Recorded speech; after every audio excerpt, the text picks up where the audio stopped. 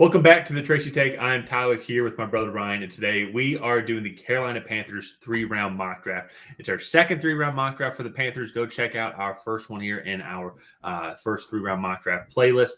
And we're going to get into that here in a second, but a fun housekeeping announcement. We actually have our first sponsor of the channel here. Click down below to join the Bet USA link.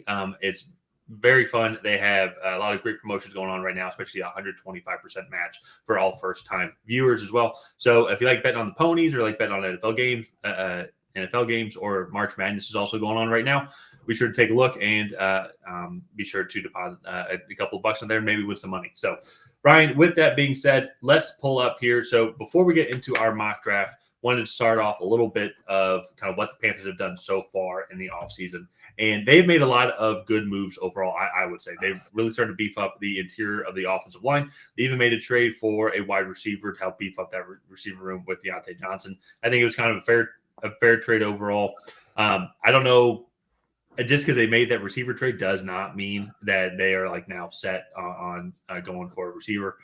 They've also then traded off Brian Burns as well and got an extra second-round pick for the New York Giants from the New York Giants, and I believe a fifth-round pick as well. Mm-hmm. So in general, I think they've hit a lot of the key areas that they've been wanting to address. They did lose probably their best player, Brian Burns, but with that second-round pick, there's going to be a lot of good guys right there at that edge rusher spot. Ryan, before we get into the mock draft, what here do you think are some of the key moves that stick out to you? Yeah, I mean, I think the second and third names on that list, Robert Hunt and Damian Lewis, solidifying the interior of that offensive line. They gave Robert Hunt a huge contract.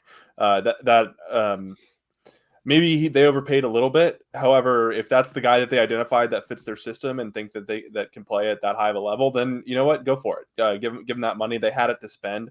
So I like the move. Bryce Young was running for his life a lot at the end of last year, and I think that's probably the move that I look at where I really think that this offensive line got better, and that's a big thing. Also, the one thing that I liked that they did, it just kind of overall was they addressed some of the holes most of the holes that they have already, and to me, instead now at 33. Being forced to take a wide receiver, they can kind of take best player available and not feel bad. One, because they've already addressed that roster spot. Two, they also have 2 top 40 picks now with 33 and 39, I believe. So yeah. I like the picks there. And I think that's actually a pretty good transition over into their first pick, which we did have Ladd McConkey coming off the board here to the Carolina Panthers. Just a really solid receiver. He gets open, creates his own separation, and really good after the catch. I like what he brings to the table. I think he would be a good fit. He can kind of move in and out of the lineup or in and around the lineup as needed. So I think he's a solid fit here. Consistent hands. He's going to be the safety valve, I think, for Bryce Young. Yeah. I can absolutely see them going with him or with A.D. Mitchell as well. I think probably Ladd a little bit more, just because of the system that they have set up. Like they drafted Jonathan Mingo last year, and then they traded for Deontay Johnson. Then they saw Adam Thielen. I think Ladd can develop and be that guy that I know you Panthers fans probably don't want a C.J. Stroud comparison, but that Tank Dell, Tank Dell is a C.J. Stroud. I think Ladd can be that to Bryce Young. And with some of the improvements that they've made on the offensive line, I think going again a guy like that who can easily create his own separation that we've seen consistently throughout his college career, and also that through the Senior Bowl and the Combine. I think Ladd would be a perfect fit in honestly any offense here. There's a couple other good options as well. I think similar type players that they could go and get that were still on the board. Ricky Pearsall was drafted by Houston about 10 picks later. Then Roman Wilson was actually drafted a couple picks later. So I still think with them being 30, I have that 39th pick. I even think it's going to be more. They can even be more aggressive to trade up. We did include trades in this mock draft, but there just wasn't a good fit. So that we saw. And with the limited draft capital that they have, I think that they stay put here. There's going to be a lot of good receivers that they can go and take. But then honestly, a couple picks later, they could double dip, but they also actually could go a different route as well and maybe try and find their Brian Burns replacement, go with Chris Braswell from Alabama. He was alongside Dallas Turner this year, and it's funny, there's a lot of these people, there are situations that are like this. Like there's a stud, absolute like blue chip prospect that's going to be taken in the first round, but then their running mate that was just across from them, whether it be on the tackle position or the edge rusher position, or shoot, even the receiver position as well. are still really good. They're going to be a top 100 pick, and this is Chris Braswell is going to be a top 50 pick here, in my opinion. And I think he's going to have the motor. I think he's going to fit well within the system of what they're trying to do. If you go look at, as we mentioned already, some of the pieces that they have added on to, they've added on to the defensive interior with Ashad Robinson, Josie Jewell from Denver, linebacker, and then Dave Jackson also from Buffalo. I think now they're going to address the edge rusher position here with the second pick that they have in the second round. Yeah, and I think you look at Chris Braswell as a player. I don't want to say he's scheme averse because obviously he's going to thrive in certain schemes over others, but he's just the physical attributes that you want in an edge rusher. He has 6'3", 255. He has really good arm length. He's a really good athlete. Maybe a little raw and a little low on the production side.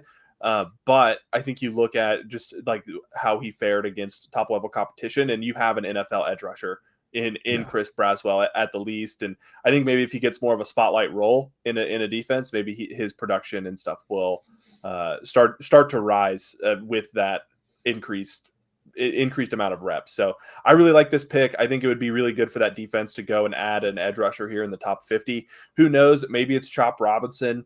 Maybe it's Adisa Isaac or Jonah Ellis, but we'll just kind of have to see who is there and who they feel best fits their scheme. So a few other guys that they could go. If they don't go receiver with 33, I think Xavier Worthy would be another guy.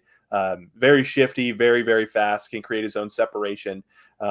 It maybe is a little raw in terms of just true route running ability, but I think you look at other guys that have run 4.2, like the John Rosses, the Tyquan Thorntons, and those guys don't really have a route running repertoire. They were simply drafted based off of their speed. Whereas I think you go look at Xavier Worthy, and he was a second round pick, like a mid second round pick before he ran the 4.21. So I like that fit there. Adisa Isaac, just another edge rusher. And if they want to go cornerback, Ennis Rakestraw is a good one. So I agree. So let's wrap it up here. They have one more pick left in the top 100. And so we do have them addressing the cornerback position here. Kyrie Jackson out of Oregon.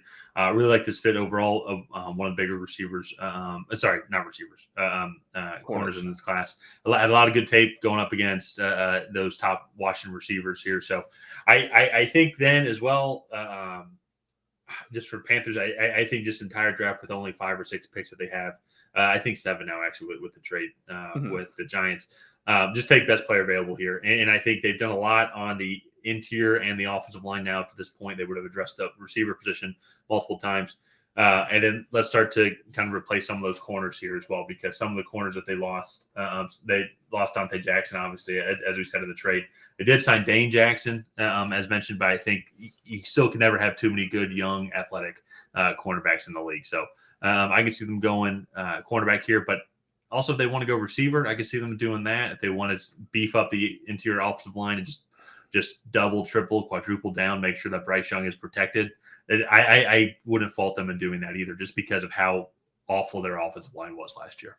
Yeah, and maybe even going and investing in a tackle. I know they have who's the kid from NC State? Akeem Ekwonu, yeah. At left tackle, and then Taylor Moton at right tackle, right? And so like maybe they feel that they're good there, but I definitely think maybe investing and getting some depth at that position would be solid maybe at this pick or in the later rounds. So all in all, I really like what the Panthers were able to accomplish in free agency, and then I think that sets them well up in the draft with the picks that they have, because they really can go best player available at the picks that they feel or at the picks that they have. So I really like what they did. Let's go ahead and wrap up this mock draft here. If you guys have not already, please go ahead and like and subscribe. Leave a comment down below on what you thought of this Carolina Panthers 3-round mock draft. Did you love it? Did you hate it? What would you do differently on that? We'll see you guys next time.